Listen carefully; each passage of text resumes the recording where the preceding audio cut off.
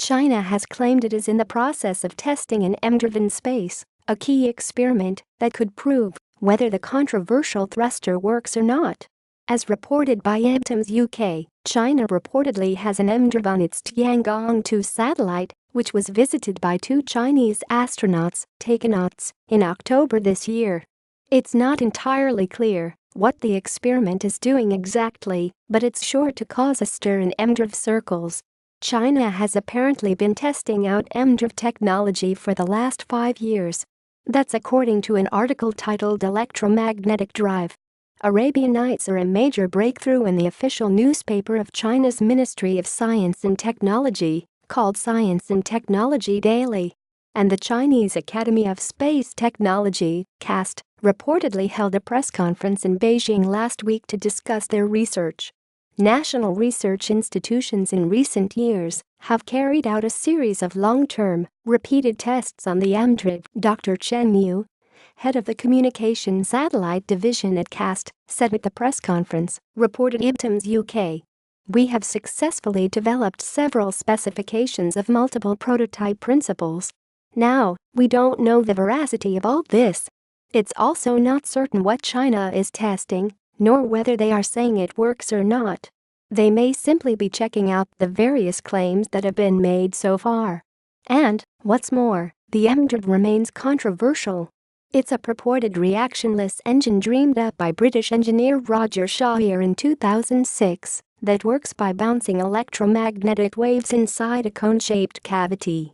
This is said to produce a tiny force, but over time this force could be used to power spacecraft on deep space missions, for example. It came back into the fore recently with a peer-reviewed paper published in the AIAA Journal of Propulsion and Power in November by NASA's EagleWorks laboratory. However, that paper only sought to rule out several possible experimental errors, and there is still no proof that the technology actually does anything. The most likely outcome is that momentum really is conserved, and there's something funny going on here, Ethan Siegel wrote for Forbes last month. Criticize the EmDrive at your peril, though, because there are plenty of fans who are adamant it works. Unfortunately, that hasn't been proven so far. So don't go jumping on any interstellar bandwagons just yet. HT. EmTimes UK. An intrepid underwater robot, under the command of the Australian Antarctic Division, AUD, has managed to sneak beneath Antarctica to have a nose around at the life down there.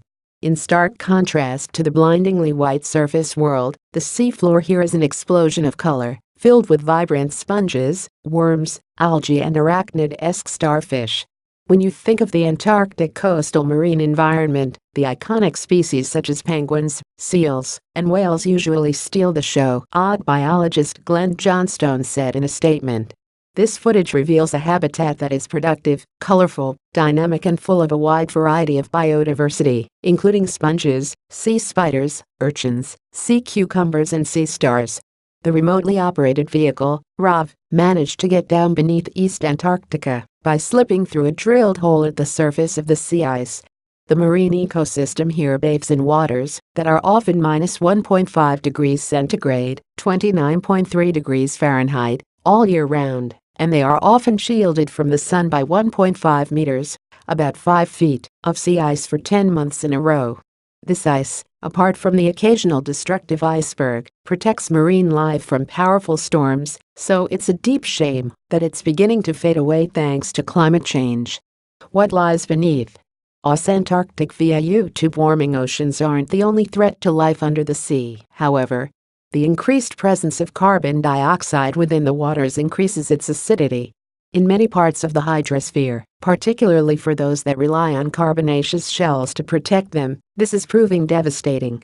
The oceans are actually the world's foremost carbon sink, and this is in fact one of the reasons why the AUD expedition is taking place. Carbon dioxide is more soluble in cold water, and polar waters are acidifying at twice the rate of tropical or temperate regions, project leader Johnny Stark added. So we expect these ecosystems to be among the first impacted from ocean acidification. So take a good look at this rather glorious video of Antarctica's marine life, ladies and gentlemen. If we don't cut down our greenhouse gas emissions, the scene in a few decades' time is likely to be far more barren and lifeless.